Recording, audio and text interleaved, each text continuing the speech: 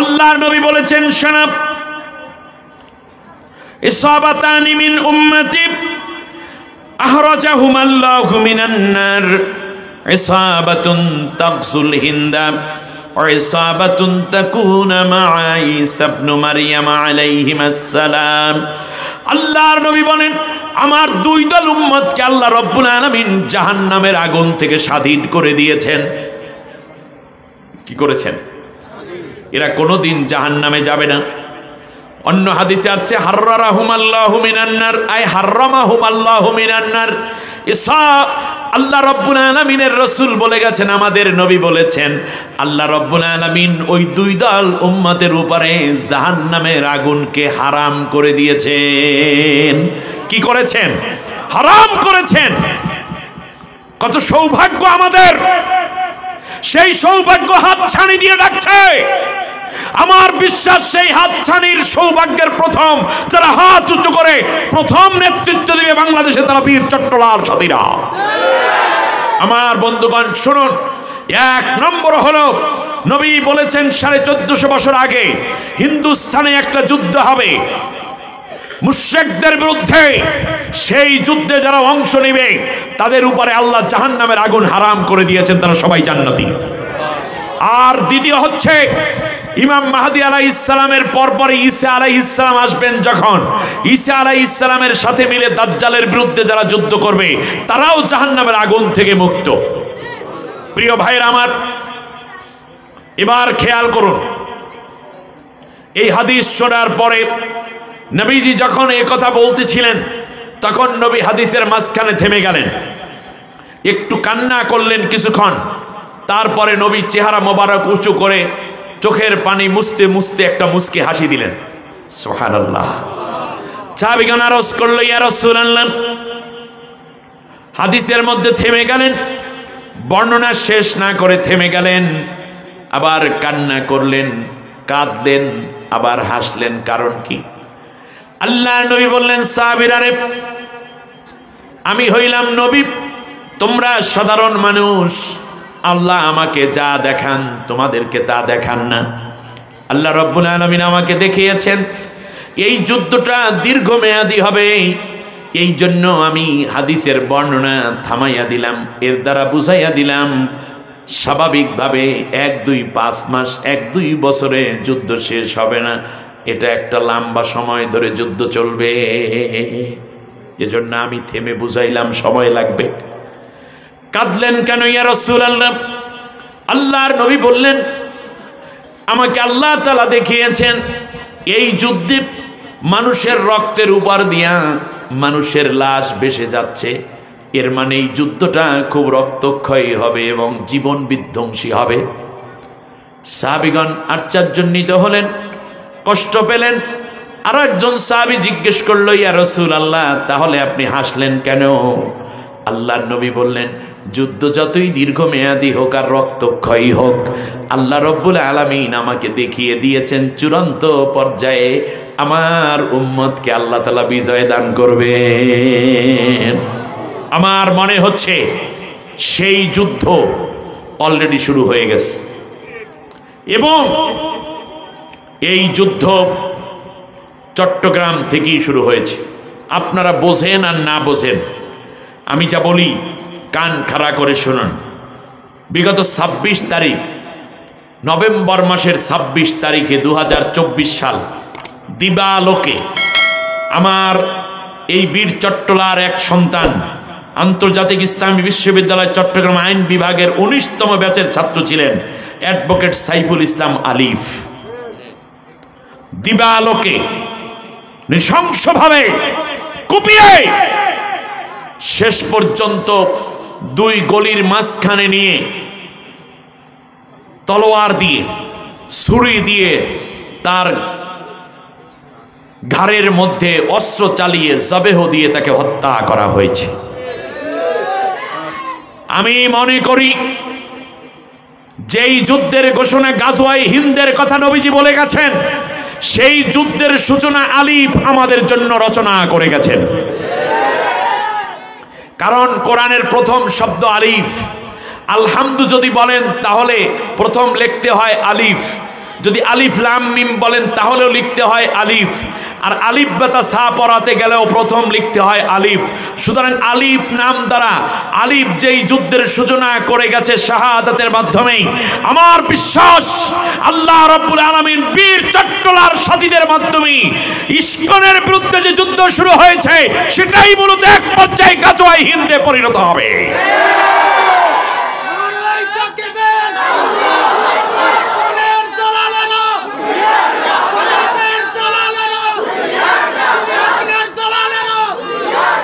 চিন্ময় কৃষ্ণ দাস, তাকে সরকারের intellectual agency arrest করেছে। আইনি লড়াই চলবে। তাকে অ্যারেস্ট করা মানে তো তাকে ফাঁসি দেওয়া নয়, তাকে অ্যারেস্ট করা মানে তো তাকে খতম করে দেওয়া নয়। এটা তো শেখ হাসিনার সরকার নয় যে যাকে ধরবে তারই মেরে ফেলবে। আপনাদের ধর্মগুরু কি আকাম করেছে তা বের হয়ে আসতেছে, রাখেন আপনি। এবার শুনুন, একজন মানুষ আদালতে ওঠানো হলো, আর আদালতের বাইরে গাড়ি ভাঙচুর, মানুষ হত্যা, নির্যাতন, নিপীড়ন করে মুসলমানদের গায়ে হাত তুলেছেন। ইস্কন আসলে কি সেটা সেই দিনই প্রমাণিত হয়ে গেছে। আবার বলি, international society for Krishna consciousness, সংক্ষেপ নাম হচ্ছে ইস্কন। 1966 সালের 13ই জুলাই যুক্তরাষ্ট্রের নিউ ইয়র্কে একজন হিন্দু এটা প্রতিষ্ঠা করে, যার নাম অভয়চন্দ্র নরবিন্দ ভক্তি বেদান্ত স্বামী প্রভুপাদ। এটা মূলত ইহুদি দ্বারা পরিচালিত একটি হিন্দু সংগঠন। আবার বলি, ইহুদিদের টাকায় পরিচালিত হিন্দু ধর্মের মধ্যে থাকা কিছু লোককে এনে ইস্কন নাম দিয়ে মুসলমানদেরকে হত্যাযজ্ঞ এবং এই ভূখণ্ডে সাবকন্টিনেন্টে যেন হিন্দু মুসলিমদের মধ্যে দাঙ্গা বাজাইয়া মুসলমানদের রক্ত ঝরাতে পারে, সেই জন্য যা করা দরকার ইসরায়েল তাই করে যাচ্ছে হিন্দুদেরকে দ্বারা। এইটার নাম হলো ইস্কন। তার কারণ শুনুন, আবার বলি, ভালো করে কান খাড়া করে কথা শুনেন। 1 নম্বর হচ্ছে অভয় করুণাবিন্দ ইহুদি ধর্মের দ্বারা পরিচালিত প্রভাবিত ছিলেন। 1 শুধু তাই না, জয়া দত্ত স্বামী ইস্কনের আর এক প্রতিষ্ঠাতা অন্যতম সদস্য। আসলে তার নাম জয়া দত্ত স্বামী নয়। আমার এই আলোচনা মুসলমানদের জন্য যেমন শোনা জরুরি, হিন্দুদের জন্য শোনা আরো জরুরি। তার কারণ তোমার হিন্দু ধর্ম খাইয়া ফেলাইতেছে ইস্কনেরা। আর ইস্কন মূলত হিন্দু নয়, ইস্কন হচ্ছে মূলত ইয়াহুদি দ্বারা পরিচালিত। ওরা হিন্দুও থাকবে না, পরবর্তীতে হয়ে উঠবে হিংস্র, পরবর্তীতে মুসলমানদের উপর হামলা করবে, মুসলমানরা প্রতিবাদ গড়ে তুলবে, একটা যুদ্ধ বাজাবে, তোমাদের হিন্দু মুসলিমের মধ্যে দাঙ্গা লাগবে, মাঝখানে ইহুদিরা, পৃথিবীর নিকৃষ্ট সন্তান ইহুদিরা বগল বাজাবে আর আনন্দ করবে, আর ভারতকে তারা ব্যবহার করে হিন্দু মুসলিমের রক্তক্ষরণ থেকে তারা আনন্দ নিবে। তোমাদেরকে এই জন্য জানিয়ে দিয়েছে তোরা মুসলমানের মানুষের বাচ্চাই না, তোরা হইলে গরুর বাচ্চা। তোমাদেরকে নিচে কই খাওয়ার কথা ছিল দুধ, আর খাইলে মুত। আর কি করবে ইহুদিরা তোমাদেরকে? ইসরায়েলে পর্যন্ত গরু খায়, আমেরিকা গরু খায়, পৃথিবীর সব রাষ্ট্রে অন্য ধর্মাবলম্বীরা গরু খায়। ভারতীয় উপমহাদেশে গরুরে মা বানালো কেন? তার কারণ মাঝখানে হইল ওরা আর চারপাশে মুসলমান। মায়ের কোরবানিতে তো জবা দেবে, ওই তোর মায়ের জবা দেয়। তাই মায়ের চামড়া দিয়ে জুতা বানাইয়া রাস্তায় রাস্তায় হাঁটো। তোমরা তোমাদের মায়ের জবা দিয়ে বিদেশে তোমরা পাঠাইয়া দাও গোস্ত রপ্তানি করে না ভারত। তাহলে হইলে কি? এর মানে হচ্ছে গরুকে মা ডাকার দ্বারা হিন্দুদের সম্মান অনেক নিচে। এই জন্য দেখবেন ভদ্র শিক্ষিত হিন্দু যারা, তারা অলরেডি বলে দিয়েছে গরু কোনোদিন আমাদের মা হতে পারে না। গরু দুধ দেয় যদি মাই হয়, তা ছাগলের মা ডাকো না কেন? খালাও তো ডাকবা কমপক্ষে। ওইটা যদি মা হয় তাহলে এই মা বানাইয়া দিল যে ষাঁড় গরুটা, এটা তোমাদের কি হয়? এটা কদি? এই কথাগুলো কোনো যুক্তিতে আসে না। আমরা হিন্দু ভাইদেরকে সম্মান করি। বাংলাদেশে আবহমান কাল থেকে হিন্দু মুসলিম বৌদ্ধ খ্রিস্টান একই মায়ের পেটে থাকা যমজ সন্তানদের মতো বসবাস করে আসতেছি। বাংলাদেশে কোনো হিন্দু আলিফকে হত্যা করে নাই, ইস্কন হত্যা করে। তাহলে বোঝা যায় ইস্কন একটা হত্যাকারী উগ্র সন্ত্রাসী গোষ্ঠীর নাম। তাদের যেই জয়া দত্ত স্বামী, তার আসল নাম হচ্ছে জে ইসরাইল। কথাটা বুঝছেন কিনা আপনারা? জন্ম যুক্তরাষ্ট্রের নিউ জার্সিতে এবং ইহুদি পরিবারের লোক। ইস্কন পরিচয় নীতি নির্ধারণে আরেকজনের নাম হলো রাজনাথ স্বামী। শুনতে হিন্দু হিন্দু লাগে না? কিন্তু রাজনাথ স্বামী নয়। ও আমার হিন্দু ভাই, ও আমার সনাতনী ভাই, তুমি কি বুঝতে পারছো আমার কথা? সেই যে রাজনাথ স্বামীর নাম হলো রিচার্ড স্লাভিন। নাম কি? তার আসল নাম কি? রিচার্ড স্লাভিন।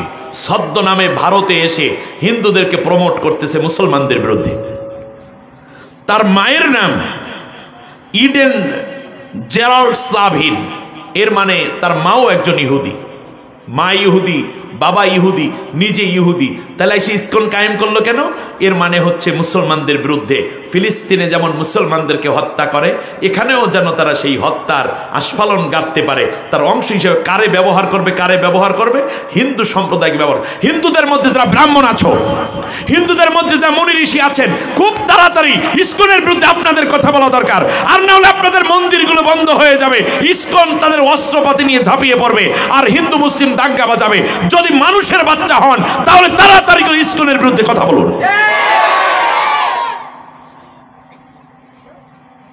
সম্মানিত ভাইরা, আপনারা জানেন এই ইস্কন শেষ পর্যন্ত যে কাজটা করেছিল আমেরিকাতে, সর্বপ্রথম 1976 সালে ইস্কনের বিরুদ্ধে মামলা হয়। কারণ ওই মামলার প্রোফাইলে লেখা ছিল পিপল ভিএস মার্ফি। মানুষ মানে জনগণ এবং মার্ফি গ্রুপ। আমেরিকাতে 1976 সালে যে মামলা হয়, 1987 সালে আরেকটি মামলা হয় কীর্তানন্দের বিরুদ্ধে। তাকে 20 বছর জেল দেয়া হয়। তাদের ধর্মগুরু জেল খাটছে, খেয়াল করছেন কিনা? কীর্তানন্দ। মামলার অভিযোগে বলা হয়েছিল যে আসামি তার সঙ্গী সাথীদের নিয়ে বিরাট এক অপরাধী গ্যাং তুলেছে আমেরিকার ইয়াংদেরকে নিয়ে, যেটার নাম ছিল র্যাকেট টার্নিং। এ কথাগুলো আপনাদের বুঝে নেওয়া দরকার। একটি ঐতিহাসিক কথা আমি আপনাদেরকে তথ্য দিলাম। র্যাকেট টার্নিং, অপরাধী গ্যাং দিয়ে, অস্ত্রপাতি দিয়ে তাদেরকে প্রশিক্ষণ দিয়ে সুসজ্জিত করে আমেরিকান গভর্নমেন্ট এবং জনগণের বিরুদ্ধে। আমার দেশে ইস্কনটা তাই তো করবে। শুনুন, এছাড়া আমেরিকার অনেকগুলো মামলা তারা খায়। তার মধ্যে একটা ছিল টার্লি কেস, যা সারা দুনিয়ায় হইচই পেরে ফেলে। 2004 সালে রায় দেয়া হয়েছিল ওই মামলার, যেই মামলায় বলা হয়েছে 90 কোটি মার্কিন ডলার রাষ্ট্রের যে ক্ষতি করেছে ইস্কন, 90 কোটি মার্কিন ডলার তাদেরকে জরিমানা দিতে হবে, যা বাংলাদেশের সেই সময়ের ডলারের হিসাব অনুযায়ী 7600 কোটি টাকা। অবশেষে ইস্কন তাদের দোষ স্বীকার করেছে এবং 127 কোটি টাকা পরিশোধ করে রক্ষা পায়। তাদের টার্গেট দেশের উচ্চপদস্থ যত কর্মকর্তা আছে তাদের। ইস্কনের একজন নেতা গ্রেপ্তার হলো, আর ববুজান ওখানে গেল। মাঝখান থেকে ভারত আমাদেরকে এই ভয় দেখায়, সেই ভয় দেখায়। এই ভয় দেখাইয়া লাভ নাই, তার কারণ আমরা যেদিন কালেমা পড়েছি সেই দিন ভয় দূর হয়ে গেছে। তবে আমার বিশ্বাস, ভারতকে আজ যত বেশি নড়াচড়া করবেন তত বেশি আপনাদের কুকর্ম বিশ্ব জানা শুরু করবে। স্বাধীনতার আগ থেকে নিয়ে এমনকি স্বাধীনতার পর থেকে নিয়ে আজও পর্যন্ত বাংলাদেশের এক বিন্দু স্বার্থ রক্ষা এরকম কোনো কাজ করেন নাই। ফারাক্কা তৈরি করেছেন আপনারা। বাংলাদেশের মানুষদেরকে পানিতে কষ্ট দেওয়া এবং বন্যায় ডুবিয়ে মারার জন্য। এরপরে আমাদের উত্তরবঙ্গে যেই পানির সমস্যা রয়ে গেছে তা আজও বিদ্যমান। সীমান্তে প্রতিদিন মানুষ হত্যা করছেন। ভারত থেকে অবৈধ অস্ত্র, গাঁজা, ফেন্সিডিল, কোকেন, তারি, মারজুয়ারা, পেথিডিনগুলো পাঠানো হচ্ছে। ঠিক তার পাশাপাশি বাংলাদেশের যত উজ্জ্বল নক্ষত্র, বিরোধী দল এবং বিশাল আলেম যারা, তাদেরকে হত্যার নেপথ্যে আপনাদের কারসাজি রয়েছে। তার কারণ বাংলাদেশের প্রত্যেকটা হত্যার নেপথ্যে যাদেরকে তুলে নেওয়া হয় তার বেশিরভাগ পাওয়া যায় ভারতে। এরপরেও আমাদেরকে বলা হতো এরা পাকিস্তানের দালাল। 18টা বছর একটানা ক্ষমতায় ছিল পলাতক গভর্নমেন্ট। 18 বছর পর্যন্ত একটানা কত জেল দিল, জুলুম করলো, মামলা করলো, বিএনপির বিরুদ্ধে, জামাতের বিরুদ্ধে, হেফাজতের বিরুদ্ধে, কওমের বিরুদ্ধে। তাবলীগের মুরব্বীরাও মামলা খাইছে। কওমি মাদ্রাসাগুলোর ভিতরে জঙ্গি এবং আল কায়দা তালাশ করা শুরু হলো। ইউনিভার্সিটির যেই ছেলেটি কোরআন পড়ে, হাদিস পড়ে, দাড়ি রাখে, নামাজ পড়ে, তাকে হত্যা করা হলো, আবরার সহ অনেককে। যে মেয়েটি বোরকা পরে, কোরআন পায়, এইটা হইল জঙ্গি গ্রুপের মহিলা বিভাগের সদস্য। হাবি জাবি কথা বলে বলে সবগুলাকে বানাইয়া রাখছে পাকিস্তানের দালাল। এ গালি দিত কিনা? 18 বছর পর্যন্ত কত নির্যাতন, ফাঁসি, জেল, আয়নাঘর, মামলা, হামলা। কেউ তো পাকিস্তান পালাই যায় নাই, গেছে কথা। তাহলে বোঝা যায় বাংলাদেশে পাকিস্তানের কোনো দালাল, কিন্তু ভারতের দালাল আছে। বুঝলেন কেমনে?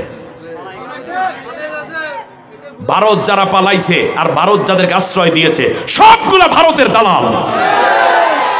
আমার দেশকে শেষ করে দেওয়ার জন্য তাদেরকে দালাল হিসাবে নিয়োগ দেওয়া হয়েছে। এক অর্থে বিগত গভর্নমেন্টের 350 এমপি সংরক্ষিত আসন এবং দিনের ভোট রাতে দেওয়ার যেই ইলেকশন, এতে যারা এমপি হয়েছে সবগুলো ছিল ভারত কর্তৃক নিয়োগপ্রাপ্ত বাংলাদেশে ভারতের দালাল। দালালদেরকে নিষিদ্ধ করতে হবে। আর বাংলাদেশের জঙ্গি সংগঠন ইসকনকে নিষিদ্ধ করতে হবে। ইসকনের লোকেরা কথা বলেন না, কারণ আপনাদের ভিতরেই তো পুরো সন্ত্রাসী স্টাইল। ইসকন দিয়ে বাংলাদেশকে যদি কেউ চরম ক্ষতির মুখে দিতে চায় তাহলে তারাও ভুল করবে। আমার বন্ধুগণ, এই জায়গাটি থেকে আমাদের সতর্কতা অবলম্বন করতেই হবে। 2টি যুদ্ধ অবশ্যম্ভাবী। একটি হচ্ছে ভারতের সাথে মুসলমানদের যুদ্ধ, not only Bangladesh but also all Muslim community. সমস্ত মুসলমানরাই যুদ্ধ করবে। নবী বলেছেন এই সময় 3টা গ্রুপ হবে মুসলমান। একদল যুদ্ধে অংশ নিবে, তারা জান্নাতি, বেঁচে থাকলেও জান্নাতি, শহীদ হলেও জান্নাতি। দ্বিতীয় হচ্ছে আরেকটি গ্রুপ থাকবে যারা দেখবে, অপেক্ষা করবে, খালি দেখি তো কি হয়, দেখতে দেখতে এগো খানকা জীর্ণ হয়ে যাবে। মসজিদের কোনায় বৈশা দেখতে দেখতেও নিজে বুইরা হয়ে যাবে, কিন্তু কোনোদিন আর যুদ্ধের ময়দানে যাবে না। এরা মুনাফিক, এরা জাহান্নামী। আর তৃতীয় হচ্ছে আরেকটি গ্রুপ যাদের ব্যাপারে রাসূল সাল্লাল্লাহু আলাইহি ওয়াসাল্লাম আফসোস করে বলেছেন ওরা মুশরিকদের সাথে সম্পর্ক গড়ে তুলবে। আল্লাহর নবী বলেছেন লা তাকুমুস সাআতু হাত্তা তালহাকা কবাইলা মিন উম্মতি বিল মুশরিকিন ওয়া হাত্তা তা'বুদা কবাইলা মিন উম্মতি আল আসনাম। আল্লাহর নবী তিরমিজি শরীফের, সুনানে তিরমিজির 2219 নম্বর হাদিস আপনারাও এখন পেয়ে যাবেন। নবীজি বলেছেন আমার উম্মতের মধ্যে জন্মানো একদল লোক এমন হবে যারা মুসলমানদেরকে বাদ দিয়ে হিন্দুদের সাথে, মুশরিকদের সাথে, মূর্তি পূজারীদের সাথে খাতির জোগাড় করবে। এই গ্রুপ আছে না বাংলাদেশে? আছে না? ব্যাস আছে। এরপর নবী বলেছেন এমন কি এত সম্পর্ক হয়ে যাবে যে শেষ পর্যন্ত তারা মিলে এই আমার উম্মত হওয়ার পরেও মূর্তি পর্যন্ত পূজা কইরা দাদার মন রক্ষা করবে। কপালের মধ্যে সিঁদুর লইয়াও দাদার মন রক্ষা করবে। না আমার কথা না, নবীজির কথা। আল্লাহ নবী বলছেন এরা মুসলমানদেরকে হত্যা করে মুশরিকদের কাজ এগিয়ে নিবে, অথবা ধরে ধরে মুশরিকদের হাতে দিয়ে বলবে এই লোকটা আপনাদের বিরোধী, দাদা এরে হত্যা করেন। আপনাকে আজ বিচার করতে হবে আপনি মুনাফিক এবং জালেমের গ্রুপে আছেন কিনা। তওবা করে ফিরে আসার এখনই সময়। আমার বন্ধুগণ, আল্লাহ রাব্বুল আলামিনের হাবিব আবার বলেছেন, শোনো, এই কথা যখন বলতেছিলেন তখন হযরতে আবু হুরায়রা রাদিয়াল্লাহু তাআলা আনহু দাঁড়িয়ে গেলেন। আবু হুরায়রা রাদিয়াল্লাহু তাআলা আনহু দাঁড়িয়ে বলল, ইয়া রাসূলুল্লাহ, আপনি আমার জন্য দোয়া করেন, আল্লাহ রাব্বুল আলামিন যেন আমাকে গাজওয়ায়ে হিন্দ পর্যন্ত বাঁচাইয়ে রাখে। সুবহানাল্লাহ পড়বেন আপনারা। আমি ওই যুদ্ধ যদি পেয়ে যাই ইয়া রাসূলুল্লাহ, আমি শুধু অংশগ্রহণ করব না, আমার স্ত্রী, আমার সন্তান, আমার আপনজন যারা থাকবে সবাইকে নিয়ে জান মাল দিয়ে যুদ্ধের ময়দানে দাঁড়াইয়া যাব। যদি এই যুদ্ধে শহীদ হয়ে যায় তাহলে নিশ্চিত জান্নাতি, আর যদি বেঁচে যাই তাহলে যতদিন বাঁচব জান্নাতি মানুষ হিসাবে দুনিয়ায় সফর করব, চলবো। আর ইন্তেকালের সাথে সাথে জান্নাত কতই না সৌভাগ্যবান আমি। সুবহানাল্লাহ। এক সাহাবী জিজ্ঞেস করলেন, ইয়া রাসূলুল্লাহ, যুদ্ধটা কখন হবে? আল্লাহর নবী বলেন, খরাবুল হিন্দা মিনাস সিন, সিন থেকে যুদ্ধের ডামাডোল বাজবে। বাংলাদেশের দিকে কোন নজর দেবা? চায়না কিন্তু ছাড়বে না। বাংলাদেশের উচিত চীনের সাথে দ্রুত একটা চুক্তি করা, কারণ একজনকে ছেড়ে আরেকজনের কাছে তো আপনার যাইতে হবে নাকি? হ্যাঁ, তা যদি নাও হয়, কমপক্ষে বাংলাদেশের স্বাধীনতা সার্বভৌম রক্ষার জন্য সর্বোচ্চ প্রস্তুতি নেওয়া দরকার। ভারতের উচিত বাংলাদেশের দিকে এত কুনজর না দেওয়া। আপনারা সারা জীবন দই খাইছেন, উপরে সর খাইছেন, আর না। এইবার বাংলাদেশ যারা চালায় তারা আমার দেশের ইয়াং জেনারেশন, জেএনজি বেবিরা দেশ চালাবে। নতুন প্রজন্মকে শেখ হাসিনা যেমন দমাইয়ে রাখতে পারে নাই, ফেরাউন যেমন মুসা আলাইহিস ইসলামের আন্দোলন থামাইয়ে রাখতে পারে নাই, নমরুদ যেমন ইব্রাহিম আলাইহিস ইসলামের আন্দোলন থামাইয়ে রাখতে পারে নাই, আবু জেহেল যেমন মুহাম্মদ সাল্লাল্লাহু আলাইহি ইসলামের আন্দোলন থামাইয়ে রাখতে পারে নাই। সুতরাং বাংলাদেশ যেই স্বাধীনতার স্বপ্ন দেখছে, শোষণ মুক্ত, জুলুম মুক্ত, ফ্যাসিবাদ মুক্ত এক বাংলাদেশ জীবনের বিনিময় করেছে, এইটার মধ্যে আপনারা নাক গলাতে আসবেন না। বাংলাদেশ স্বাধীন দেশ, মুসলমানের দেশ, সব ধর্মের লোকের দেশ। সুতরাং এখানে নাক গলাতে আসছে, সেই নাক সঠিক জায়গায় থাকবে না। আমার ভাইয়েরা, আল্লাহর নবী আরেকটি হাদিস বলেছেন। নবী বলেছেন, আন আবি হুরায়রা রাদিয়াল্লাহু তাআলা আনহু قال قال رسول صلى الله عليه وسلم لا تقوم الساعة حتى يقاتل المسلمون اليهود فيقتلهم المسلمون حتى يختبي اليهودي من وراء الحجر والشجر فيقول الحجر أو الشجر يا مسلم يا عبد الله هذا يهودي خلفي فتعالى فاقتلوه إلا القرقد فإنه من شجر اليهود। আল্লাহু আকবার। হযরত আবু হুরায়রা রাদিয়াল্লাহু আনহু বলেন, নবী সাল্লাল্লাহু আলাইহি ওয়াসাল্লাম বলেছেন, কিয়ামতের পূর্বে অবশ্যই একটি যুদ্ধ হবে মুসলমানদের সাথে, ইহুদিদের সাথে। মুসলমানরা যুদ্ধ করবে কাদের সাথে? চূড়ান্ত একটা যুদ্ধ হবে। সেই যুদ্ধে মুসলমানরা ইহুদিদেরকে সমানে হত্যা করবে। কি কইবেন? সুবহানাল্লাহ, আলহামদুলিল্লাহ বলেন না? আলহামদুলিল্লাহ। বিজয় হবে কাদের? মুসলমানদের। তখন ইয়াহুদিরা চলে যাবে আত্মরক্ষার জন্য, পালাতে যাবে পাহাড়ের আড়ালে, পাথরের আড়ালে, গাছের আড়ালে। আপনারা বুঝতেছেন কিনা? তখন গাছ আর পাথরের জবান খুলে যাবে, ডাক দিয়া বলবে ইয়া মুসলিম ইয়া আব্দুল্লাহ, ও মুসলিম, ও আল্লাহর বান্দা, হাদিহিল ইয়াহুদিয়্যু খলফি, আমার পিছনে একটা ইহুদি আছে, ফাতাল, আমার কাছে আসো, ফাকতুলুহু, তাকে হত্যা করে ফেলো। তাহলে পালাইয়াও শান্তি নেই। এখন কি করবে? রাসূল সাল্লাল্লাহু আলাইহি ওয়াসাল্লাম বলে, ইল্লাল গরকদ, গরকদ নামক যে একটা গাছ আছে, এই গাছ ছাড়া সবাই জবান খুলে ধরাইয়া দেবে আসামি। ফাইন্নাহু মিন শাজারিল ইয়াহুদ, কারণ এটা হলো ইহুদিদের গাছ। আচ্ছা, আপনারা বলেন তো দেখি, এর দ্বারা ইহুদিরা বর্তমানে কি করছে জানেন? এই যে জেরুজালেম সহ বিভিন্ন জায়গায় তারা গরকদ গাছ লাগাচ্ছে সমানে। তার কারণ এই গরকদ তারা হাদিস থেকে পাইয়া ওই গাছের আড়ালে তারা লুকাইবে। এই জন্য বোকা কারে কয়? আরে যে পাথরের আড়ালে যাবে সে তো বলে দিবে, গাছের আড়ালে গেলে বলে দিবে। এরপরে তো গাছ আর পাথরের পিছনে মুসলমান মুজাহিদদের ওই ইহুদি তালাশ করার দরকারই নেই, শুধু তালাশ করবে কার পিছে? গরকদের পেছনে। তার দ্বারা আপনি বলুন তো দেখি, গরকদ তাদের সেভ করবে নাকি মুসলমানরা তাড়াতাড়ি ওখানে হাত দিয়ে পাবে? সুবহানাল্লাহ। অতএব নিশ্চিত এই যুদ্ধ থেকে কেউ বাঁচানোর কোনো সুযোগ নেই। আমার ভাইরা, মুসলমান ইসলামী রাষ্ট্র পরিচালিত হলে কেমনে বোঝাবো? একটা গল্প দেই। আমার দিকে তাকান। কষ্ট হচ্ছে আপনাদের? কেউ কথা বলবেন না, ডিস্টার্ব হয়।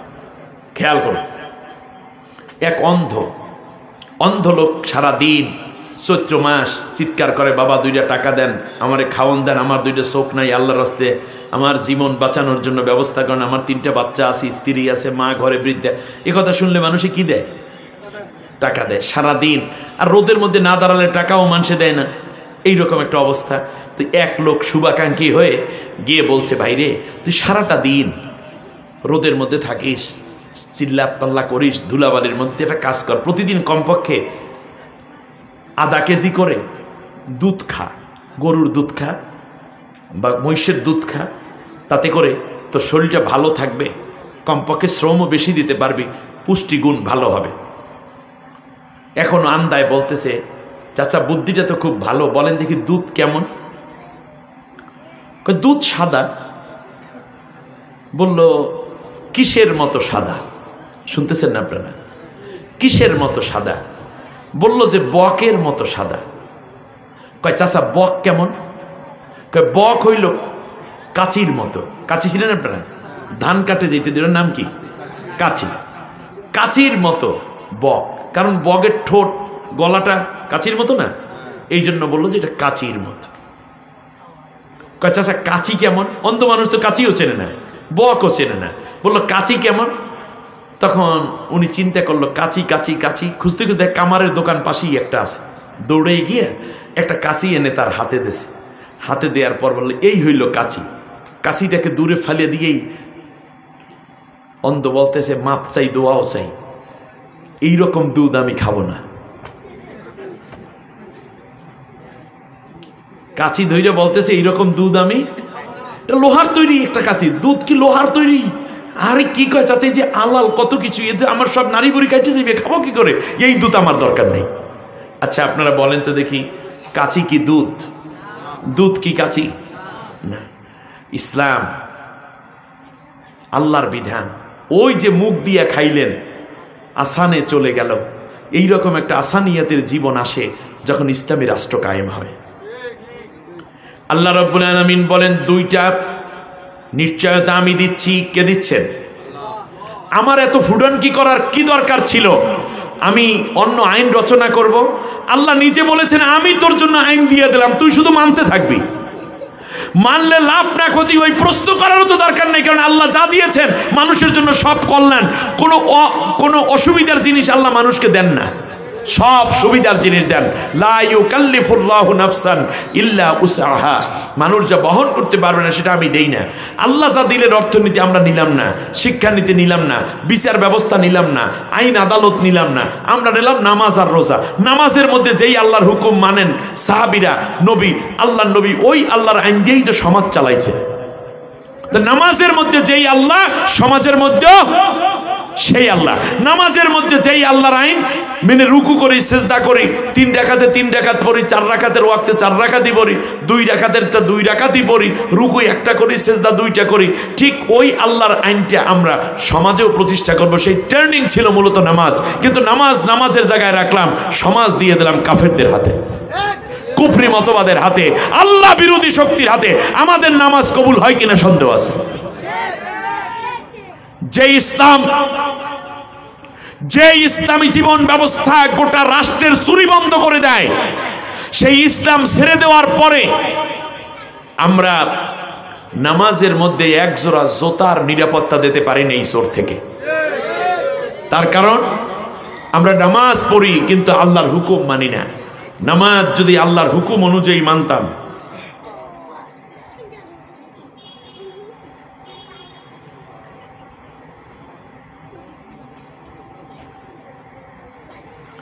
সম্মানিত ভাইরা, যদি যেই আল্লাহর হুকুমে নামাজ পড়তাম, সাহাবীগণ যেই আল্লাহর আইন দিয়ে নামাজ পড়তেন, সেই আইন দিয়েই মসজিদের বাইরে সমাজ চালাইতেন।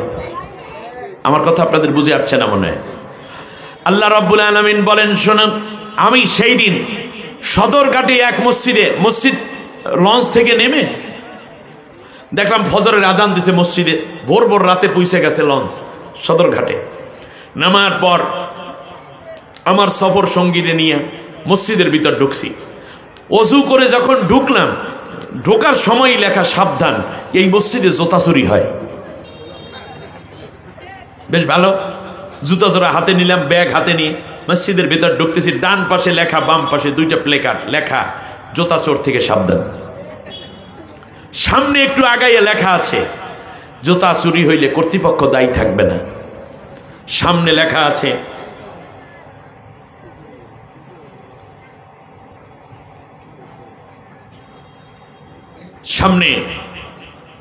আছে যে 2 জুতা 2 বাক্সে রাখুন, তাহলে চুরি হবে না। আপনারা বুঝতে পেরেছেন? এর মানে হচ্ছে এক জোড়া জুতার নিরাপত্তা দিতে পারল না স্বাধীনতার 53 বছর, সেই যে রাষ্ট্র নারীর ইজ্জতের গ্যারান্টি দিতে পারল না, যেই রাষ্ট্র আমাদের ব্যাংকের নিরাপত্তা দিতে পারলো না, যে রাষ্ট্র আমাদের ভোটের নিরাপত্তা পর্যন্ত দিতে পারে নাই, ঠিক কিনা বলেন, আমাদের জান মালের নিরাপত্তা দিতে পারে নাই, অথচ রাসূল সাল্লাল্লাহু আলাইহি ওয়াসাল্লামের উপরে আল্লাহ বললেন ফালিয়াবুদু রাব্বা হাযাল বাইত আল্লাযী আত'আমাহুম মিন জু' ওয়া আমানাহুম মিন খাউফ। আমি আল্লাহর আইন এবং বিধান দিয়ে তোমরা চলো, তাহলে দুইটা জিনিস দেব, কোনো হত্যা যজ্ঞ কিংবা ভয় ভীতি থাকবে না এবং তোমাদের খাবারে কোনো কষ্ট থাকবে না। আল্লাহ তাআলা ওয়াদা করলেন ওয়ালাউ আন্না আহলাল কুরআ আমানু ওয়াত্তাকাউ লাফাতাহনা আলাইহিম বারাকাতিম মিনাস সামাই ওয়াল আরদ। যদি তোমরা আমি আল্লাহর বিধান অনুযায়ী জমিনের উপরে চলা শুরু করে দাও, অবশ্যই আসমানের যত বরকতের দরজা আর জমিনের যত বরকতের দরজা সব দরজা তোমাদের জন্য খুলে দেব। সুবহানাল্লাহ বলবেন না? জমিনের মধ্যে আল্লাহর বরকত কি আছে বলেন তো? খনি থাকে কোথায়? তেলের খনি কোথায়? জমিনের মধ্যে। গ্যাসের খনি, স্বর্ণের খনি, হীরার খনি, কয়লার খনি, তেলের খনি, এগুলো কোথায়? তাহলে আল্লাহ বলছেন জমিনের উপরে আমি আল্লাহর আইন বাস্তবায়ন করো, তুমি দেখবে জমিনের ভেতরের যত নেয়ামত সব আমি তোমাদের জন্য অবশ্যই খুলে দেব। আপনি বিশ্বাস করুন, চোরের হাত কাটার আইন আমার না আল্লাহর? মুসলমানের নাকি আল্লাহ তাআলা? তো চোরের হাত কাটলে অসুবিধা, কিন্তু আপনারা কেন চাইবেন না? তার কারণ আপনারা চাইবেন এই জন্য, যেহেতু চোরের না হাত কাটবে, আমি তো চুরি করি না। অতএব একটা চোরের যদি হাত কাটা যায় তাহলে লক্ষ লক্ষ চোর ঠিক হয়ে যাবে। ফলে আপনার মোবাইল, আপনার স্বর্ণের চেইন, আপনার ভ্যানিটি ব্যাগ, আপনার ব্যাংকের টাকা, শেয়ার মার্কেটের টাকা হতে শুরু, কোনো জায়গায় কোনো চোর থাকবে না। এমন একটা রাষ্ট্র কি আপনারা চান না? জিনার শাস্তি হলো কোমর পর্যন্ত কারো মাথার মস্ত গুড়াই দাও। তাহলে আপনার মেয়ে ধর্ষিতা হোক আপনি চান না, আপনার স্ত্রী ধর্ষিত হোক আপনারা কি চান? চান না। যদি না চান তাহলে এই আইনটা বাস্তবায়িত, একটাকে যদি বিচার করা হয় 1 লক্ষ নয় 1 কোটি জিনাকার ঠিক হয়ে যেতে বাধ্য হবে। একটার বিচার। আল্লাহ নবী সাল্লাল্লাহু আলাইহি ওয়াসাল্লামের উপরে ডাকাতের শাস্তি, হত্যার শাস্তি, আল কতলু বিল কতলে, হত্যার বদলে হত্যা। হত্যার বদলে যদি হত্যা করা হয় প্রকাশ্যে, যে হত্যাকারীকে যদি বিচার করা হয়, তাহলে হাজার হাজার হত্যাকারী অস্ত্র নিচু করে বাবা বাবা করতে বাধ্য হবে। তার কারণ সে জানে হত্যা করলে আমারও ঘাড় উড়িয়ে দেওয়া হবে। কোনো পুলিশ নির্দোষ মানুষকে আর হত্যা করার সাহস পাবে না। এলাকায় কোনো বড় মেয়া, কোনো এমপি মন্ত্রীর কথায় অন্য কেউ হত্যা করতে যাবে না। সুবহানাল্লাহ বলেন। আপনি দিন রাতে চলবেন স্বাধীনভাবে, কেউ আপনার রক্তক্ষরণ করার সাহস পাবে না। আল্লাহর নবী এই আইন বাস্তবায়ন করেন আল্লাহর কোরআন দিয়ে। আইনটা ছিল কার? আল্লাহ তাআলা। অতএব আল্লাহ ভালোভাবেই জানেন মানুষকে কিভাবে নিয়ন্ত্রণ করতে হয়, এই জন্য আল্লাহ আইন দিয়েছেন। এই আইন বাস্তবায়ন করবে কি হুজুরেরা নাকি রাষ্ট্র? যদি হুজুর ওখানে যায় তাই হুজুর, এটা কি জামাত ইসলামীর একার কাজ? এটা কি শুধু চরমনাই হুজুরের কাজ? এটা সমস্ত মুসলমানের কাজ। তার কারণ আল্লাহ তাআলা বলছেন আলা আলাহুল খলকু ওয়াল আমরু, সৃষ্টি যার, আইন তারটাই মানবা। ইনিল হুকমু ইল্লা লিল্লাহ, আল্লাহ ছাড়া অন্য কারো আইন চলতে পারে না, কারণ তোমার ভিতরেও তো আমারই আইন চলে। সুবহানাল্লাহ বলেন। আমার বন্ধুগণ, শেষবারে এসে আমি আপনাদেরকে বলতে চাই, রাসূল সাল্লাল্লাহু আলাইহি ওয়াসাল্লাম এই আইন করলেন।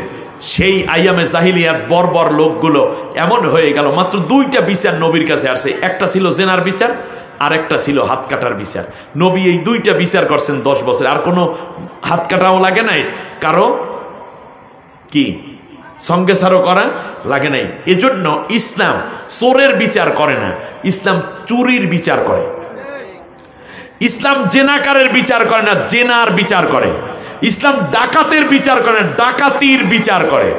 ইসলাম হত্যাকারীর বিচার করে না, হত্যার বিচার করে। তার কারণ হত্যারই যদি বিচার হয়, হত্যাকারী খুঁজেও পাওয়া যাবে না। আমার বন্ধুগণ, একটি সোনালী সমাজ গঠনের জন্য এটা দরকার। রাসূল সাল্লাল্লাহু আলাইহি ওয়াসাল্লামের পরে চলে আসলেন হযরত আবু বকর রাদিয়াল্লাহু তাআলা আনহু। আবু বকর রাদিয়াল্লাহু তাআলা আনহুর সময় চিফ জাস্টিসের দায়িত্ব পালন করার সুযোগ পেলেন, নিয়োগ দেয়া হলো হযরতে ওমর রাদিয়াল্লাহু তাআলা আনহুকে। ওমর রাদিয়াল্লাহু তাআলা আনহু বিচার এর এজলাসে বসেন, একটানা প্রতিদিনই বসেন, কিন্তু কোনো মামলা নাই। 2 বছর পর্যন্ত একটাও মামলা পায় নাই। 2 বছর পর আবু বকরকে বলেন, আবু বকর, আমি হইলাম কাজের লোক, কাজ ছাড়া থাকতে পারি না, আমাকে এমন একটা দায়িত্ব দিয়ে রেখেছেন যেখানে কোনো কাজ নাই। বলে কি বলো? বললে হ্যাঁ, এই 2 বছর পর্যন্ত বসে আছি এজলাসে, কিন্তু কোনো মামলা আমার কাছে আসে না। হযরত আবু বকর জিজ্ঞেস করলেন, লিমাযা লাম ইয়াজি উকালিল মুকদ্দমা, তোমার কাছে মানুষেরা বিচার নিয়ে কেন আসে না? বলল যে অহম ইয়ামতাসিলুনাল কোরআন ওয়াস সুন্নাহ, এদেশের মানুষেরা কোরআন জানে, হাদিস জানে, চুরি করলে কি হয় তা তারা জানে, খুন করলে কি হয় জানে, ডাকাতি করলে কি হয় জানে, স্ত্রীর হক আদায় না করলে কি হয় জানে, যদি জেনা করে কি হয় জানে। অতএব যেহেতু আইন সবাই জানে, আর প্রত্যেক রমজানে একবার করিয়া খতম তারাবি দিতে পুরো আইন জানাইয়েই দেওয়া হয়, আর আমরা ঘুমাই খতম তারাবির সময়। বিশ্বে এমন কোন সংবিধান আছে যা প্রত্যেক ওই জাতির লোককে পুরো একবার শুনাইয়া দেয়, এক বছর একবার? এরকম আছে কেউ?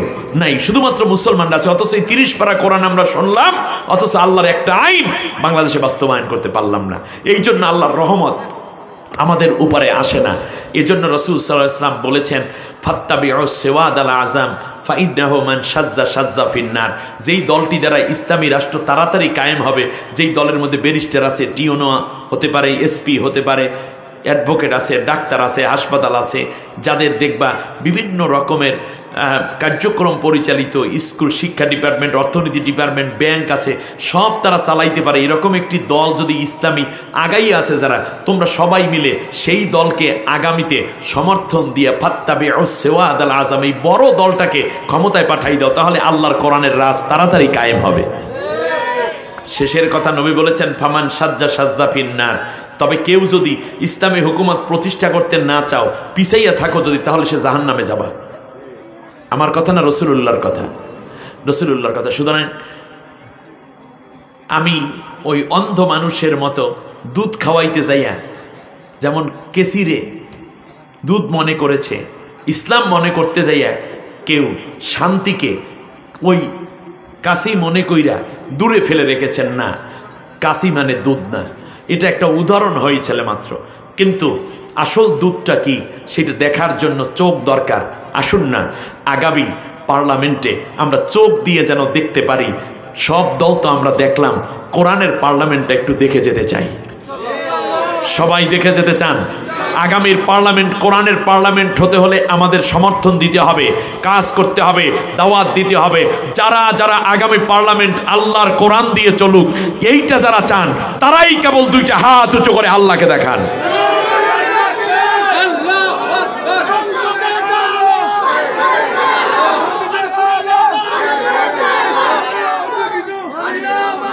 আল্লাহ তুমি কবুল করো। সবাই বলেন আমিন। সুবহানাকাল্লাহুম্মা বিহামদিক আশহাদু আল্লা ইলাহা ইল্লা আনতা আস্তাগফিরুকা ওয়া আতুবু ইলাইক। নামাজের সূরাতে সবাই বসেন, একবার আলহামদু, তিনবার কুল হুয়াল্লাহ পড়েন।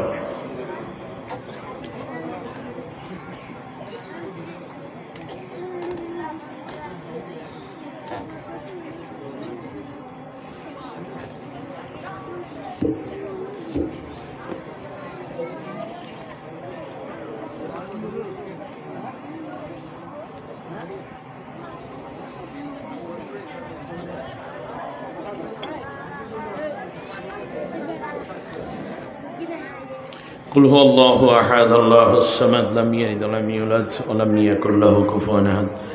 দাঁড়ানো ভাইরা বসে পারেন। মুনাজাতের আদব, বসে মুনাজাত করা। আল্লাহর কাছে আমরা গভীর রাতে হাত বাড়াবো ইনশাআল্লাহ। কত মানুষ ইন্তেকাল করেছেন, বিশেষ করে হিলফুল ফুজুলের কিছু ভাই ইন্তেকাল করেছেন। এটা কততম দেখতাম জানো? এই 17 বছরে কত বক্তা এখানে এসেছিলেন যারা আজ পৃথিবীতে নাই, এরকম আছে না? কত আয়োজক আছেন যারা বিদায় হয়ে গেছেন, কত শ্রোতা ছিলেন যারা পৃথিবী থেকে বিদায় হয়ে গেছেন, কত মানুষ দানকারী ছিলেন যারা আজকে পৃথিবীতে নেই। সকলের জন্য দোয়া করব, কোরআনের বরকতে আল্লাহ যেন তাদেরকে জান্নাতুল ফেরদাউসের মেহমান করে নেন। হতে পারে বন্ধু আজকে আমাদেরও কারো জীবনের শেষ মাহফিল, ঠিক না? নাক চোখ কান খোলা রাখতে হবে, ঘুমিয়ে পড়া যাবে না, ঠিক না বলেন? বাংলাদেশের উপরে যদি কেউ হাত দেয়, সেই হাত আস্ত রাখা হবে না ইনশাআল্লাহ। প্রিয় বন্ধুগণ, আমরা দোয়া করছি, আপনারা ইতিমধ্যে শুনে খুশি হবেন, সিরিয়ায় ইসলামী বিপ্লব যারা করেছেন তারা বিজয় লাভ করেছেন। ইতিমধ্যে তারা রাস্তায় নেমে উল্লাস করছে। ইনশাল্লাহ একটা সময় আসবে বাংলাদেশটা নিয়ে ইন্ডিয়া যে পরিকল্পনা করেছিল সেটা নস্যাৎ হয়ে গেছে। যদি আর কয়েকটা দিন সুযোগ পাইতো, তাহলে বাংলাদেশ নামে বাংলাদেশ, কামে সিকিম হয়ে যেত। অতএব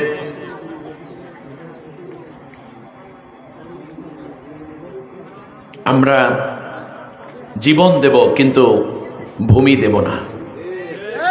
আমরা আমাদের রক্ত দেব, জীবন দেব, কিন্তু ইসলাম অপমানিত হতে দেব না। এই সাহস আছে ইনশাআল্লাহ। সাহস নিয়ে দুর্বার গতিতে এগিয়ে যাব। যাওয়ার আগে আপনাদের জন্য তো ওয়াজ দিতে পারলাম না। অনেক রাতে ওঠানো হয় বক্তা, 11টার পর আমি ওয়াজই করতে পারি না। আগামী বছর যদি দাওয়াত দেন, না দিলে তো কোনো কিছু করার নেই, আমাকে 9টায় দিবে, 9টা থেকে 11টা, এই সময় ব্রেন নিতে পারে। ইনশাআল্লাহ। তবে আয়োজকরা খুব ভালো, ভদ্র এরা।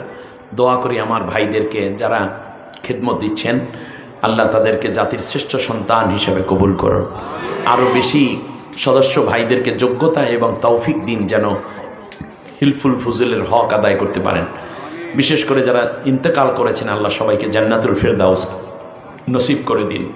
মানব সৃষ্টির উদ্দেশ্য আমার লেখা বই। আমরা জানি মানুষকে আল্লাহ সৃষ্টি করেছেন ইবাদত করার জন্য, ঠিক না?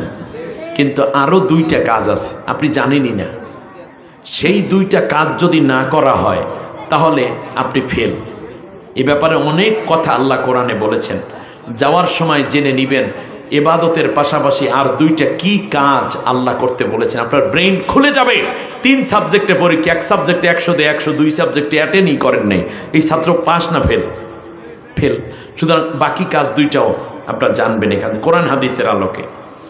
হুদুদ পাখির বিচার, এটা আল্লামা সাইদি সাহেবকে আমি গিফট করেছিলাম প্রথম 20 কপি, পরে তিনি আবার 200 কপি জেলের মধ্যে নিয়েছেন অন্যদেরকে দেওয়ার জন্য। ট্রাইব্যুনাল, একটি অন্যায় ট্রাইব্যুনাল কায়েম করেছিলেন সুলাইমান আলাইহিসসালাম। আল্লাহ সেই ট্রাইব্যুনাল সাথে সাথে বন্ধ করাই দিয়েছেন। যেই ট্রাইব্যুনালের মধ্যে 10টা ত্রুটি ছিল, আর গত সরকার, পালাতক সরকার যে ট্রাইব্যুনাল বানাইছিল ওটার মধ্যেও 10টা ত্রুটি ছিল। আমি সেইটা কোরআন হাদিসের আলোকে মিলাইয়া দেখানোর চেষ্টা করেছিলাম। নাম তো আর ট্রাইব্যুনাল দিতে পারতাম না, তাহলে তো আমারে ধৈর্য হলাইতে কেমন, এই জন্য অন্য নাম দিছি, কিন্তু জিনিস ওইটা। আর এখনো ট্রাইব্যুনাল রেডি, খেলা হবে ইনশাআল্লাহ। মোমেনের বন্ধু ও শত্রু, এই বইটা প্রত্যেক বাচ্চাকে দিবেন, এই যে ছোটরা আছে, কারণ তারা জানেই না কখন। এবং আপনারা যারা আছেন, বৃদ্ধ যারা, সবাই পড়েন, নারী পুরুষ। নবী বলেছে আলমার উ মা আমান আহাব্বা, পৃথিবীতে যে যাকে ভালোবাসে, বন্ধু পাতায়, তার সাথে তার জান্নাত কিংবা জাহান্নাম হবে। তাহলে কত বড় গুরুত্বপূর্ণ। আপনার বাচ্চা কার সাথে বন্ধুত্ব করছে, আপনার মেয়েটা কার সাথে বন্ধুত্ব করছে, বান্ধবী কাকে বানাচ্ছে, আপনার দেখা খুবই জরুরি। এজন্য আপনার এবং আপনার পরিবারের সবার জন্য এই বইটা খুবই দরকার। ভাইজান, বই বিক্রির জন্য আমি বলছি না, এটা একটি বড় দাওয়াতি কাজ। আপনি পারেন অন্যকে এই বইটা গিফট করে একটা দাওয়াতি কাজে অংশ নিতে। কাকে নেতা মানলে জান্নাত, কাকে নেতা মানলে জাহান্নাম। খালি নেতার পিছে দৌড়ায়, নেতার চরিত্র ফুলের মতো পবিত্র, নামাজ নাই একক, তো গাজা টানে 5 ওয়াক্ত, এইটা চলতো না। একদল নেতা আপনাকে জান্নাতে নেবে, আর একদল জাহান্নামে নেবে। বইটা পড়া দরকার আছে না নাই? আছে। আমরা নামাজ পড়ি, নামাজের আগে একটা কাজ করি, অজু করি। অজু না করে নামাজ পড়লে নামাজ কবুল হবে? হবে না। তাহলে এটা নামাজ নয়, কিন্তু নামাজ কবুল হতে হলে অজুটা করা লাগে। ঠিক তেমনই আমরা ঈমান এনেছি, লা ইলাহা ইল্লাল্লাহ মুহাম্মাদুর রাসূলুল্লাহ, কিন্তু ঈমান আনার আগে একটা কাজ করা জরুরি ছিল। সেই কাজটা কি অনেক আলেমরাও জানে না। আমি আশ্চর্য হয়ে গেছি, অনেক আলেমদের কাছে, বক্তাদের কাছে জিজ্ঞেস করেছি, অথচ এই ব্যাপারে আল্লাহ 17টা আয়াত বলেছেন কোরআনে, এবং নবীজি 9টা হাদিস বলেছেন। কয়েক জায়গায় আল্লাহ নিজে কসম খেয়ে বলছেন, আমি কসম খেয়ে বলছি ওরা মোমেন হয় নাই। যেমন অজু ছাড়া নামাজ পড়লে নামাজ হয় না, ওই কাজ না কইরা ঈমান আনলে ঈমান কবুল হয় না। এই কারণে আমরা ঈমানের স্বাদ পাচ্ছি না সাহাবীদের মতো। তাহলে ওই কাজটা কি? এই বইটার মধ্যে আপনি পাবেন মোমেন হওয়ার পূর্ব শর্ত। 5টা বই, মাত্র 200 টাকা। কত টাকা? কথা কয় না, মাত্র 200 টাকা। আমার 18 টাকা লাভ হবে, ছাপা খরচ যাওয়ার পরে আমার 18 টাকা লাভ হবে। ওই 18 টাকা আমার একটা নিজের মাদ্রাসা আছে আমার বাড়িতে, আপনার লাইভে হয়তো দেখছেন, 42 জন এতিম অসহায় ছাত্র আছে। এখান থেকে যে টাকাটা হয়, এবং আমি পুরাইয়া টুরাইয়া দিয়ে এইটা চালাই। 42 জন ছাত্র, 3 জন শিক্ষক। আপনারা বুঝতে পারছেন কত বড় একটা ব্যয়বহুল মাদ্রাসা, এবং ওদেরকে অনেক ভালো রাখি আমি, ভালো খাওয়ার ব্যবস্থা করার চেষ্টা করি। আপনারা যদি বইটা নেন তাহলে আমার 18 টাকা ওখানেও যোগ হয়ে যাবে। যদি কেউ টাকা বেশি থাকে, 1000 টাকায় 5 সেট নিয়ে যান, নিয়ে ওদেরকে 5 জনকে গিফট করেন। যদি এই বই পড়ে অন্যে হেদায়েত হয়, আপনি পাবেন বিশাল সওয়াব। নিজের সন্তানের জন্য, নিজের জন্য। অল্প কয়টা সেট আছে মাত্র, এই যে আমার এই সফর সঙ্গে, এই যে তাকানের দিকে, ওর কাছ থেকে নিয়ে নেবেন। এখানেই কয়েকটা সেট মাত্র আছে, অনেককে হয়তো পাবেনও না। মাত্র 200 টাকা। পকেটে টাকা থাকলে নিয়ে যান, অন্যের জন্য নিয়ে যান, নিজের জন্য নিয়ে যান, পরিবারের জন্য। 200 টাকা পার সেট। আল্লাহ কবুল করুন, বলেন আমিন। মুনাজাত হবে, মুনাজাতের পরে আপনারা এখান থেকে নিয়ে নেবেন। সবাই হয়তো নাও পাইতে পারেন, না পেলে মন খারাপ করবেন না, যে কয়জন পাওয়ার নিয়ে যান। আল্লাহুম্মা সাল্লি আলা মুহাম্মদ ওয়া আলা আলি মুহাম্মদ কামা সাল্লাইতা আলা ইব্রাহিম ওয়া আলা আলি ইব্রাহিম ইন্নাকা হামিদুম মাজিদ। আল্লাহুম্মা বারিক আলা মুহাম্মদ ওয়া আলা আলি মুহাম্মদ কামা বারাকতা আলা ইব্রাহিম ওয়া আলা আলি ইব্রাহিম ইন্নাকা হামিদুম মাজিদ। সবাই পড়েন আস্তাগফিরুল্লাহ রব্বি মিন কুল্লি যামবি ওয়া আতুবু ইলাই লা হাওলা ওয়ালা কুওয়াতা ইল্লা বিল্লাহিল আলিয়্যিল আযীম। নামাজ ছাড়ব না, বলেন নামাজ ছাড়ব না।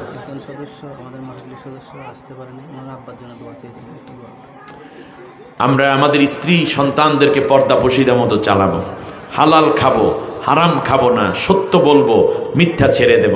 পারবেন ইনশাআল্লাহ? আল্লাহ আমাদের কবুল করে নিন, আল্লাহুম্মা আমিন।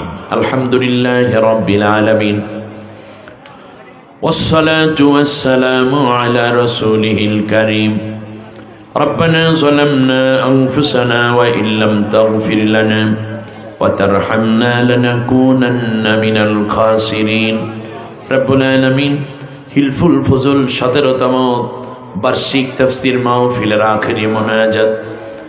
হাড় কাঁপানো শীতের মধ্যে কুয়াশাচ্ছন্ন শিশির ভেজা রাত, তোমার দুয়ারে হাজার হাজার নারী পুরুষ ভিক্ষুকের মতো হাতগুলো বাড়িয়ে দিয়েছি। জীবন ভরে যত গুনাহ করেছি, কোরআনের বরকতে, নবীর মহাব্বতে, আমাদের চোখের পানির বিনিময়ে জিন্দিগির তামাম গুনাহ রাশি মাফ করে দাও। গুনার বোঝা মাথায় লইয়া দেশ বিদেশে ঘুরি, কোন দিন জানি আজরাইলের হাতে ধরা পড়ি।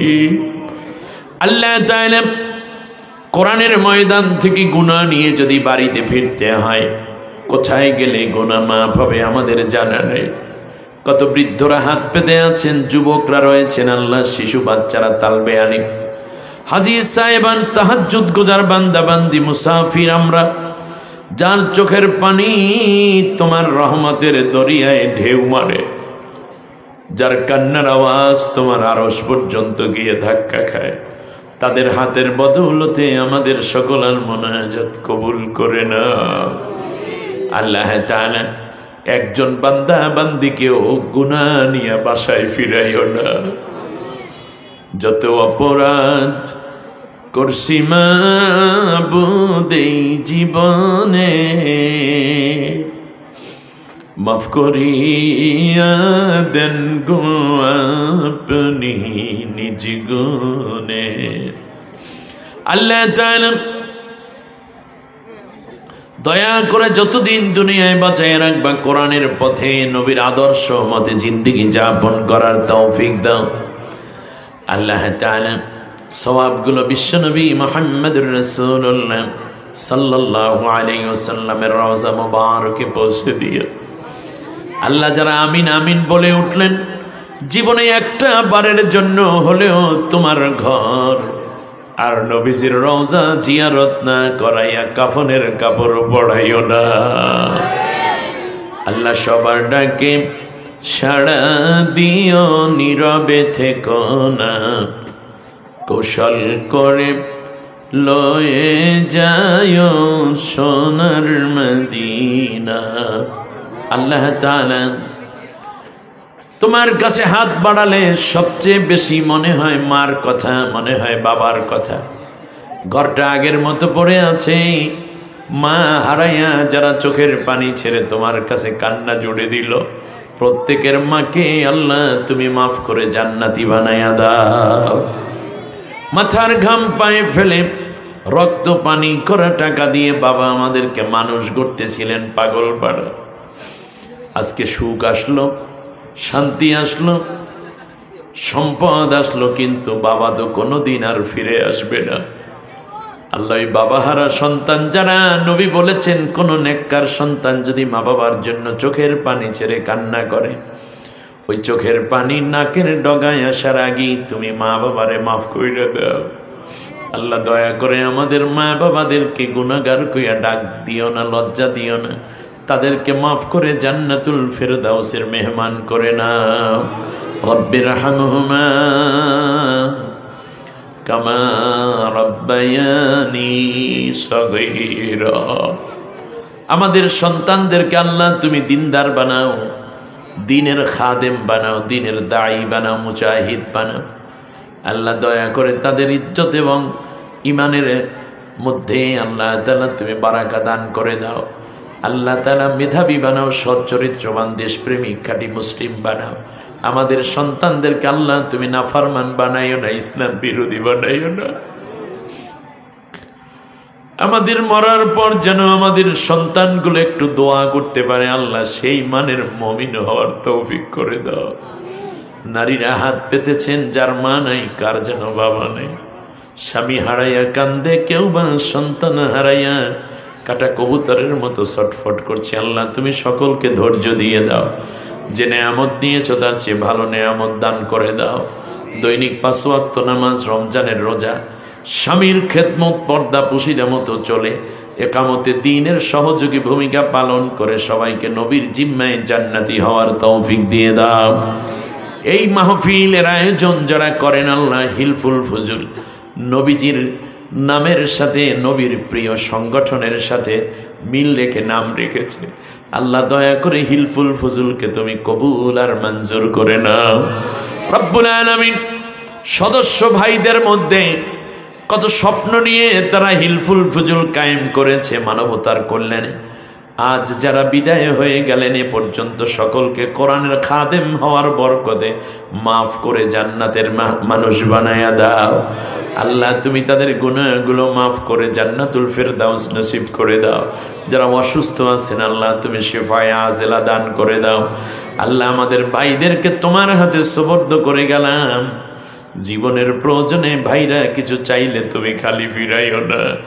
মুসল্লি ভাইরা যারা এই গভীর রাত পর্যন্ত মুনাজাতে 2 ফোঁটা চোখের পানি তোমার কাছে ছেড়ে কিছু চাইবে বলে অপেক্ষমান, আল্লাহ তোর কাছে দোয়া করি কাউকেও তুমি খালি ফিরাইয়া দিও না। রব্বুল আলামিন আল্লাহ যারা অসুস্থ তুমি সকলকে শিফায়ে আজেলা দান করে দাও। আল্লাহ তাআলা প্রত্যেককে নেক হায়াত দিয়ে দাও। শত্রুতা, দুশ্মনের দুশ্মনী, রাস্তাঘাটের বিপদ আপদ, অ্যাক্সিডেন্ট থেকে আল্লাহ তুমি সকলকে রহম করো। আল্লাহ তাআলা নিরাপত্তা দিয়ে দাও। বিদেশ প্রবাসে যে ভাইরা আছেন আল্লাহ সকলকে তুমি দুর্ঘটনা থেকে হেফাজত করো, কামাই রুচিতে বরকত দাও। বাংলাদেশ নিয়ে যারা ষড়যন্ত্র করে আল্লাহ তুমি ওদেরকে ধরাইয়া দাও। আল্লাহ তুমি ওদের চেহারাটা উলঙ্গ করে দাও। আল্লাহ তাআলা দেশ প্রেমিকদেরকে এবং ইসলাম প্রেমিকদের হাতে তুমি বাংলাদেশের মাটিকে উঠায়ে দাও। আল্লাহ বাংলাদেশের মুসলমানদের কলিজা বড় করে যেন চলতে পারি সেই রকম মজবুত ইমান, দিল এবং পরিবেশ তুমি নসিব করে দাও। বাংলাদেশকে কোরআনের দেশ হিসাবে কবুল করো। কোরআনের কথা বলতে গিয়ে যারা জীবন দিলেন শাহাদাতের মর্যাদা দাও। আল্লাহ তাআলা জুলাই আগস্টের আন্দোলনে যে ভাইয়েরা জীবন দিয়েছেন তাদেরকে শহীদের মর্যাদা দান করো। যারা হাত পা চোখ হারালো আল্লাহ তুমি তাদের চোখগুলো ফিরিয়ে দাও। অনেকেই কোনো দিন আর চোখ দিয়ে দেখতে পাবে না, আল্লাহ তুমি ওদের অন্তর চক্ষুগুলো খুলে দাও। যারা হাত পা হারালো আমার ইয়াং ভাইয়েরা, যুবক ছাত্র ভাইয়েরা, আল্লাহ তুমি দয়া করে ওদের মনোবল বাড়াইয়া দাও। আল্লাহ ওদের রিজিক তোমার রহমত দিয়ে ফয়সালা করে দাও। রব্বানা তাকাব্বাল মিন্না ইন্নাকা আনতাস সামিউল আলিম ওয়া তুব আলাইনা ইন্নাকা আনতাত তাওয়াবুর রহিম।